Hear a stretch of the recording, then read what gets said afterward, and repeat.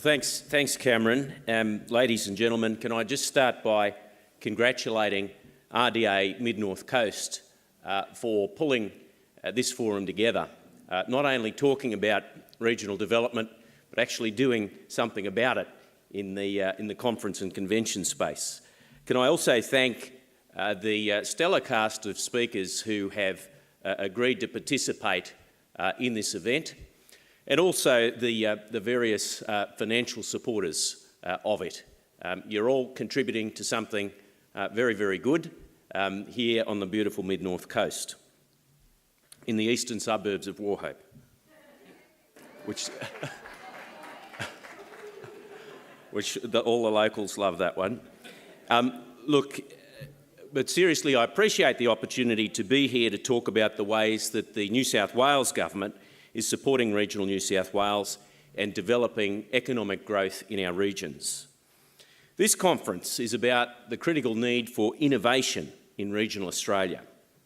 Now, to innovate means to make changes to something established, to introduce new ideas, methods and products. Now, I'm sure we're all in furious agreement here today that innovation at a local level is key when it comes to strengthening and growing our regions. Most of us have heard the famous quote, "Insanity is doing the same thing over and over, yet expecting different results."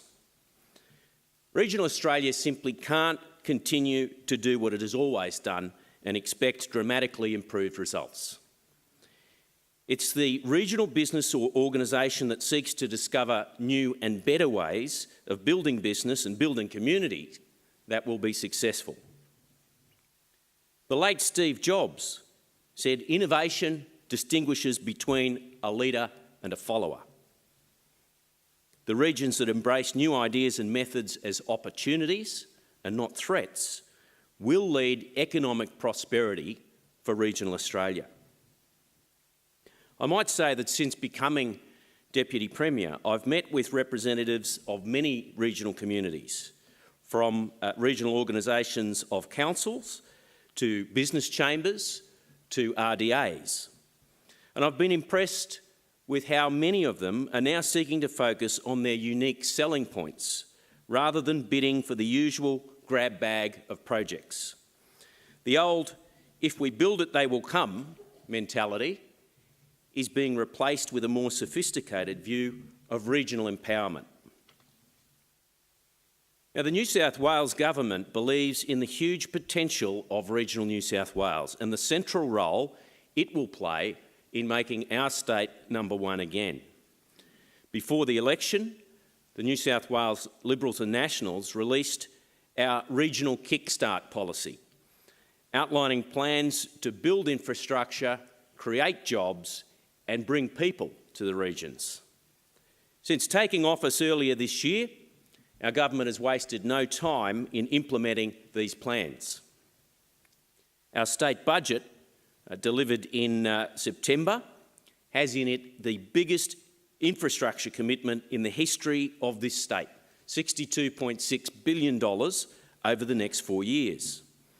At the same time, we released New South Wales 2021, a strategic plan to guide our state through the next decade, targeting $650 billion in new business investment and the creation of 475,000 jobs over the next 10 years. And the importance of this, of having a budget and a strategic plan linked at the same time, ensures that the budget is actually targeted towards delivering the strategy, not the other way around.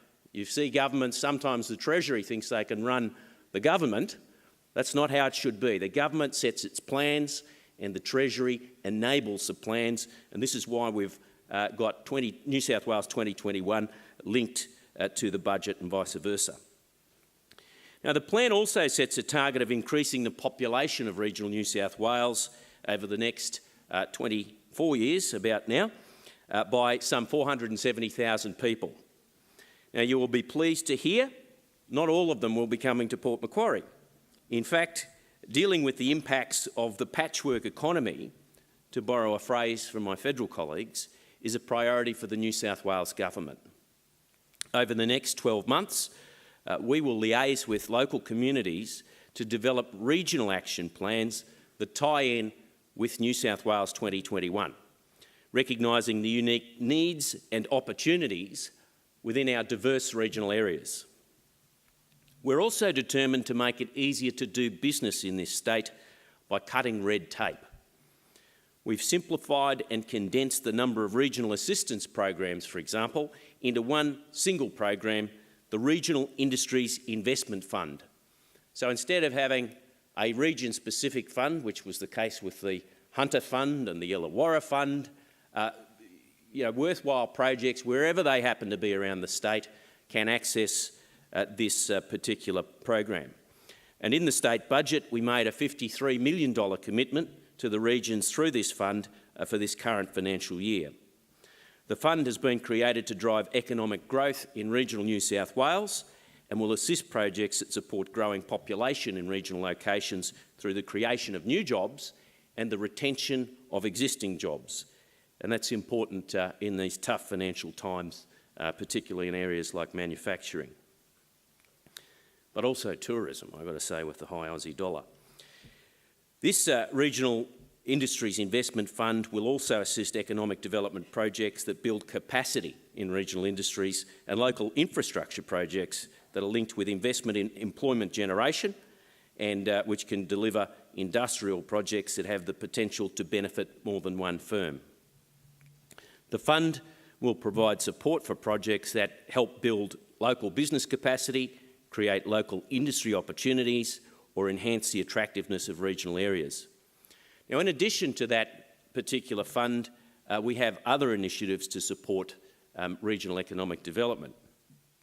We have a Jobs Action Plan which targets the creation of 100,000 new jobs in New South Wales over the next 3 and a bit years through a payroll tax rebate of $4,000 for each additional employee or new employee in the case of a new business. I'm happy to say that 40% of those funds and 40% of the jobs, or 40,000 jobs, are dedicated to regional New South Wales in recognition of the fact that unemployment is higher in the regions. We've added to that a regional relocation grant which provides eligible families with a one-off payment of $7,000 to help with the cost of relocating from metropolitan New South Wales